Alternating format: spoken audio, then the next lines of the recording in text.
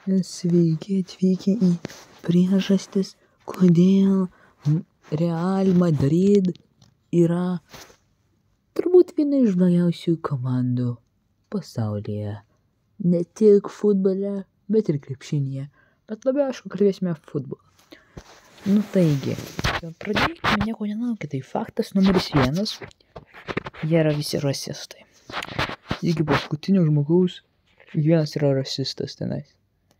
Jie yra visi azijiečiai, kurie nekenčia kiekvienos kitos rasės atstovų.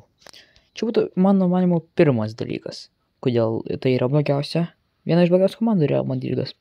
Antras dalykas, palaukit, I'm about to get this kid open.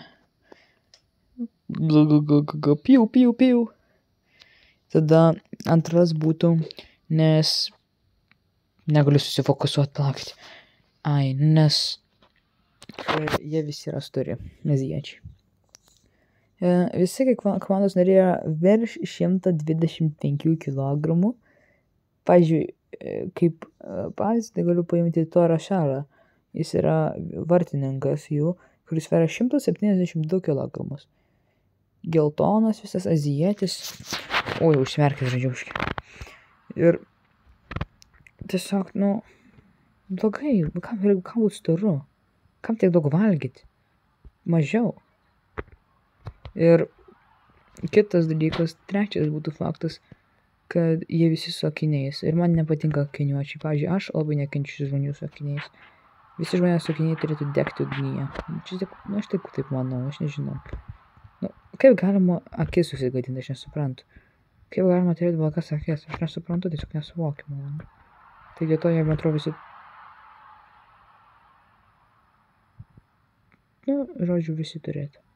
Suprantate, ką aš sakau? Jo. Ketvirtas būtų faktas, tai kad jie žaidžia tenisą laisvalaikiu. Jie net nesitreniruoja futbolą, nes žino, kad jie visi sukčiautojai su milteliais savo skalbimo mašinus, kurie labai varomi yra garklio jėga. Ir jie tiesiog tenisą žaidžia. Haalandas turi nusižudyti. Žodžiu, jo, kas žaidžia tenisą laisvalaikiu? Jeigu jūs esate Real Madrido, azijiečiai, stori, su akiniais ir žaidžia tenisą laisvalaikiu, kodėl tenisą? Kas čia per prisirinkimas? Jūs jau treniruokitės futbolui, o nesukčiaukite savo skalbimo milteliais, kurie varomi raklio jėga. Piu. Zagažigai.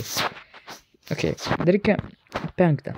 5 turi būti stiprus man argumentas, kurie jie turėtų būti pašalinti iš atrankų 2026 metų. Gerai, tai pradėkime. Visų pirma, visų 5. Jie yra... Kodėl blogi žmonės? Žiūrėk, jie dirba su Haalandu, kuris dabar man neskolina like a baby. Jie dirba su Haalandu. Visas Madridas dirba su Haalandu. Visas Madridas dirba su Messi. Visas Madridas dirba su Pijum Širbiu. Jie yra blogiausi futbolininkai, sukčiautojai, narkotabaronai, rabonai, tabako perkeltojai. Ir žodžiu, jie tiesiog yra bad people, visi.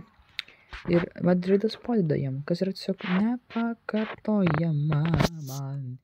Dėl to aš skelbiu aukojimo centrą skirtą visiems futbolo paveiktams vaikams su narkotabaronų, kurie paveikia futbolo šeimas. Pavyzdžiui, paveikia, žinot kokią? Ronaldo šeimą. Ronaldo močiutė buvo sudeginta ugnyje Messi tabarono. Žiaurus įvykis, kuris vyko 2011 metų sausio 9 dieną. Visi verkia, visas pasaulis verkia, aš irgi verkiau. O dabar dėl to aš nepasiprantu, kaip dar Real Madridas gali veikti, kai jisai skatina tokius dalykus. Taip pat Real Madridas 1998 metais sudegino 97 statulą, kuri buvo pastatyta Vilniaus aikštėje, vidury katedros aikštėje. Ten stovėjo Messis šalia irgi degino visko, o statula, statula buvo Torė, viena iš geriausių juodaodžių žaidėjų Lietuvoje. Tai va, čia buvo visi faktai, kodėl Real Madridas turi pašalintas ir yra pats blogiausias atstovas Ispanijai ir blogiausia komanda. Ačiū, kad žiūrėjote, iki kito karto.